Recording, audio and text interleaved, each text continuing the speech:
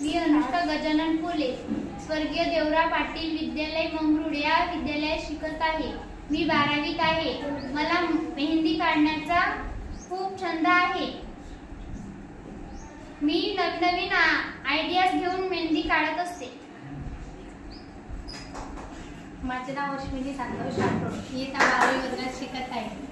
मला मेहंदी म्हणजे हातात लावायची खूप आवड आहे आणि मी याच्याकडून मेहंदी काढत असते.